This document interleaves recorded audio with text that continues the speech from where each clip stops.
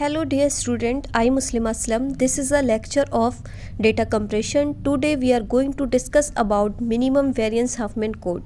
So previous lecture में आपने क्या देखा था, Huffman code एल्गोरिथम देखी थी और इसका एक एग्जाम्पल देखा था.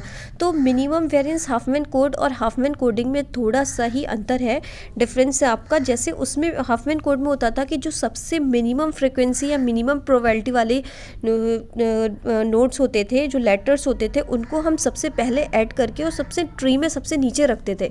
बट यहाँ पे क्या होगा, मिनिमम वेरिएंस हाफमैन कोड में जो सबसे कम प्रोबेबिलिटी वाले होंगे उनको ऐड करेंगे और उसको ट्री में यानी कि लिस्ट में सबसे ऊपर रखते हैं. तो इसकी जो डेफिनेशन है वो देख लेते हैं. We always put the combined letter, जो हम लेटर को कंबाइंड या कॉन्कैटिनेट करते हैं, as high as possible in the list, और उसको सबसे ऊपर लिस्ट में रखते हैं. फॉर एग्जाम्पल, एक एग्जाम्पल मैंने लिखा है, design Hopman code with minimum variance. तो मिनिमम वेरिएंस से आपको डिज़ाइन करना है कोड, जिसके लिए आपका अल्फ़ाबेट दे रखा है यानी कि लेटर दे रखे हैं, is equal to A1 A2 A3 A4 A5.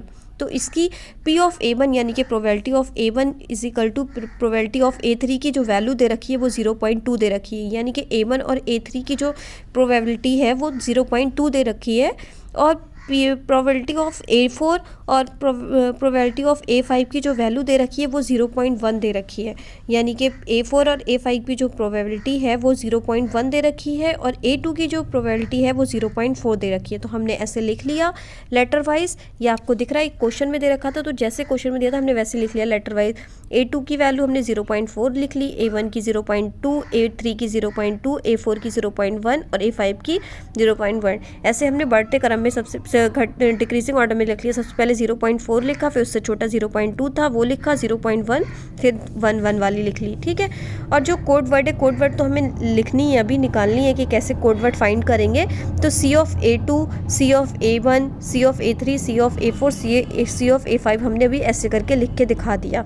ठीक है. तो जो फर्स्ट स्टेप है इसमें काम क्या हो रहा है आपका, हम जब दो वैल्यू को ऐड करेंगे, जैसे हमने C मैंने यहीं दिखाया आपको, जैसे C A4 और C A5 को ऐड करेंगे, तो इनको ऐड करने पे ऊपर वाली वैल्यू को 0 देते हैं, नीचे वाली को 1 देते हैं. ठीक है. और जो नया बन के आता है, इनसे जो नई प्रोबेबिलिटी बन के आती है वो ऊपर वाले, जैसे A4 था नीचे A5 था, तो A4 था तो A4 डैश देंगे. ठीक है. जैसे इन दोनों को अगर C A4 की प्रोबेबिलिटी 0.1 थी और C A5 की प्रोबेबिलिटी 0.1 थी, तो दोनों को ऐड करने पे हमारा 0.2 आया. तो 0.2 आया तो लिस्ट में सबसे ऊपर जाएगा, तो लिस्ट में सबसे ऊपर जाएगा, लेकिन उसका नाम क्या होगा, A-4 होगा, क्योंकि A4 सबसे ऊपर था. जो ऊपर वाला होता है वही नाम ले लेते हैं और डैश लगा देते हैं. तो हम अगर इसकी ट्री देखेंगे तो ज़्यादा अच्छे से हमें क्लियर होगा कि कैसे हमने डिज़ाइन की है. तो मैंने आपको ट्री पहले दिखाती हूँ, उससे आपको अच्छे से क्लियर हो जाएगा. तो ये मिनिमम वेरिएंस हाफमैन कोड में आपको ट्री है, जैसे जैसे वैल्यूज़ दे रखी थी हमने वैसे ही लिख ली. हमने इसके सिक्वेंस वाइज लिख ली. सबसे पहले हमने लिख लिया 0.4 को, फिर हमने 0.2, फिर 0.2, फिर 0.1 और 0.1 दोनों को ऐड कर लिया. मैंने क्या कहा था, जो सबसे A4 A5 जो नीचे वाला होता है उसको 1 देते हैं, ऊपर वाले को 0 देते हैं. तो यहाँ 1 दे दिया, 0 दे दिया. इन दोनों को ऐड करने पे A4 मिला, क्योंकि ऊपर 4 था, तो A4 डैश. तो A4 डैश की वैल्यू क्या थी, 0.2. तो हमारी जो लिस्ट थी उसमें 0.4 तो सबसे बड़ा था, तो इसलिए 0.4 सबसे ऊपर रहेगा. फिर उन दोनों में जो ऐड करने पे हमारा 0.2 आया है, वो और भी 0.2 थे, तो वो उन 0.2 से पहले लिखा जाएगा सबसे ऊपर. मैंने कहा था ना लिस्ट में सबसे ऊपर ऐड करते हैं. तो A4 dash is equal to 0.2 लिख लिया, फिर 0.2 लिख लिया, फिर 0.2 लिख लिया, जैसे था.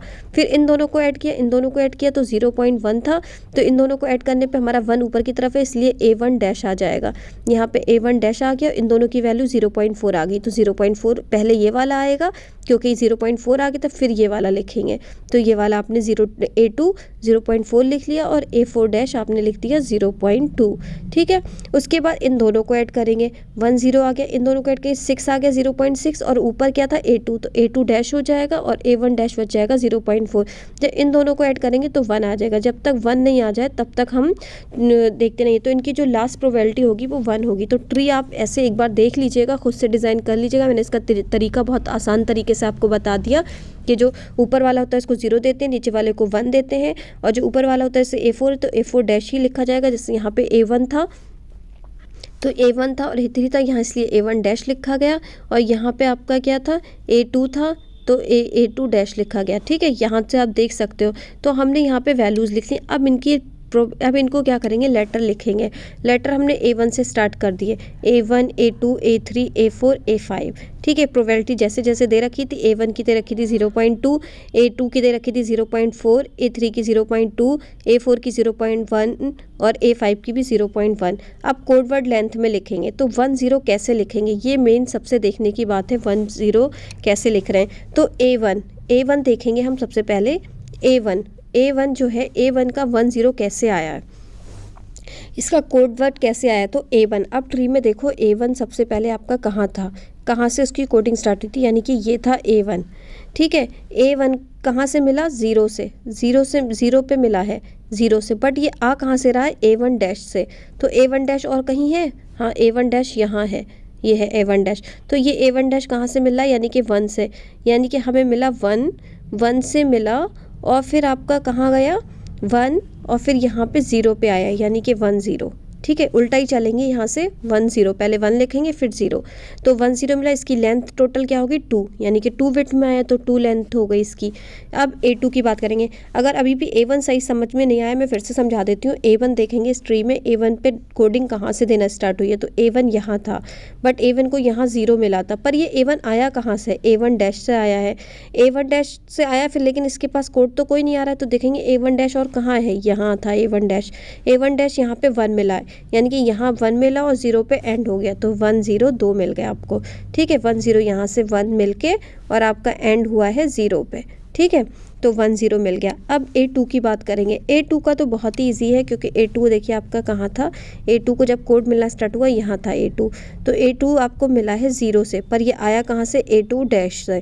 तो A2 डैश मतलब 0 0 से आया, यहाँ से आया है, यहाँ से, यानी कि 0 0 से आया है, तो हमने इसको दे दिया 0 0। A2 का कोड वर्ड लेंथ हो गई 0 0। अब 1 1 A3 की देखेंगे। A3 की कैसे आपको मिल रही है, A3 पे आएंगे। A3 पे सबसे पहले आपकी वैल्यू यहाँ है, यानी कि A3 आपको 1 पे मिला है। अब A3 आ कहाँ से रहा है, A1 से आ रहा है। A1 आपका क्या है, यहाँ, तो यहाँ पे मिला आपको A1 डैश 1।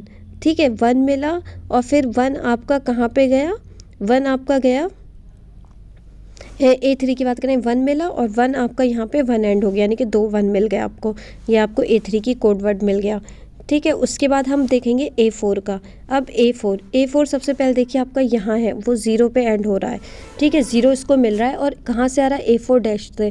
A4 डैश कहाँ, यहाँ पे है, यानी कि एक और मिला, ये 0 मिला था, ये 1 मिला। अब A4 डैश कहाँ से आ रहा है, A2 से। A2 कहाँ से मिल रहा है, 0 से, तो यानी कि इसकी वैल्यू जो मिलेगी वो क्या मिलेगी, 0 1 0। तो हमें 0 1 0 मिल गई। ठीक है, ये 0 से मिला, फिर ये 1 पे आया A4, और ये फिर A1 जो था, ये आपका A4 यहाँ था, A4 स्टार्ट हुआ तो A4 0 पे गया, तो 0 1 0 आपकी किसकी मिल गई, A4 की। अब A5 को देखेंगे। A5 की आपकी कैसे मिलती है, A5 आपका यहाँ है, A5 आपको 1 है। अब ये A5 भी आपका A4 से मिला है, और A4 डैश आपका कहाँ है, यहाँ है, यानी कि एक और 1 मिला, ये 1 मिला और ये 1 मिला। ठीक है, और ये 1 कहाँ से मिल रहा है, 0 से, यानी कि इसकी कोड वर्ड की लेंथ क्या होगी, 0 1 1। ठीक है, उल्टा चलते हैं ना, यहाँ से लिखना स्टार्ट करते हैं, तो ये मिला 0 1 1, तो ये मिल गया 0 1 1। तो इसकी लेंथ हो गई 3, इसकी भी बिट लेंथ 3 हो गई, इसकी 2, इसकी 2, इसकी 2। ठीक है, तो ऐसे आप देख लीजिएगा, एक बार खुद से जब करोगे तो ज़्यादा अच्छे से क्लियर होगा कि कैसे ये आपको मिल रहा है। तो आप इसमें देख सकते हैं इसकी एवरेज लेंथ हमने कैसे निकाली है।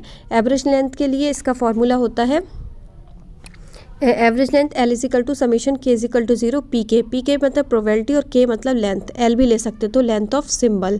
ठीक है, तो L0 P0, ये K जो लिया है, K की वैल्यू 0 1 2 से स्टार्ट हुई, 0 1 2 3, मतलब जितनी आपकी नंबरिंग है, ये 0 से 1 2 3 4 5 ऐसे करके हमने वैल्यूज़ ले ली हैं। तो PK, तो P0 × L0 P1 × L1 हमने इसका फॉर्मूला लिखा है। ये फार्मूला आप देखिए, P5 तक गया, क्योंकि 5 तक आपके अल्फ़ाबेट थे। तो इसकी वैल्यू क्या थी, 0.2, और इसका लेंथ क्या था, 0 का 2। ठीक है, इसकी 4 थी, 2 था, 2 0.1 पे क्या थी, 3 लेंथ, ये 0 है, इसकी प्रोबेबिलिटी 0.1 है और 3 लेंथ है इसकी, 0.1 इसकी 3 लेंथ है। ठीक है, तो ये टोटल निकल के आया 2.2 बिट पर सिम्बल्स। तो ये फ्रीक्वेंसी ऐसे निकाली जाती है, यानी कि एवरेज लेंथ ऐसे निकाली जाती है। तो ये होता है मिनिमम वेरिएंस हफमैन कोड। सबसे मेन इसका काम है ट्री डिज़ाइन करना। ट्री डिज़ाइन करना बहुत ही ईजी है, ज़्यादा टफ नहीं है। मैंने बता दिया कि सबसे पहले आप स्मॉलेस्ट वैल्यू को करोगे, जो नीचे की तरफ होंगी, नीचे वाले को 1 दोगे, इसको 0 दोगे, और जो A4 है, तो अगर ऊपर को देख लेंगे A4 है तो A4 डैश से ही लिखेंगे जो आपका कंबाइन होके आया है। फिर जब इन दोनों को कंबाइन किया तो इसके ऊपर 1 था और यहाँ 3 था, यानी कि 1 दे दिया 0, तो ये 1 डैश से कंबाइन करके लिख देंगे। यहाँ पे था A2 A4 डैश, तो यहाँ A2 डैश आ जाएगा। ऐसे कंबाइन करके उसके बाद इसकी ट्री डिज़ाइन कर लेंगे। कैसे, A1 को क्या मिला है, A1 का जो कोड लेट था वो 10 था। कैसे देखा हमने, A1 यहाँ था, A1 अब मिला था हमें 0 से, और A1 कहाँ से आ रहा था, A1 डैश से आ रहा था, A1 डैश यहाँ था, यानी कि 1 और आपका 0। तो 1 से स्टार्ट होगा तो 1 और 0, 1 0 आपने लिख दिया। ऐसे ही आप A2 का देख लेंगे। A2 आपके पास तो बहुत ईजी, A2 तो यहीं था। A2 डायरेक्ट आ रहा है आपका 0 पे जा रहा है, यानी कि 0 से 0 पे, तो 0 0 हो गया। A3 का देख लेंगे। A3 आपका कहाँ है, A3 आपका यहाँ है, तो A3 आपको 1 दे रहा है, और A3 कहाँ से रहा, A1 डैश से। A1 डैश आपका यहाँ, यानी कि 1 और 1, तो 1 1 दे देंगे। A3 भी बहुत इजी था, बहुत आसानी से आ जाएगा। A4 का देखेंगे।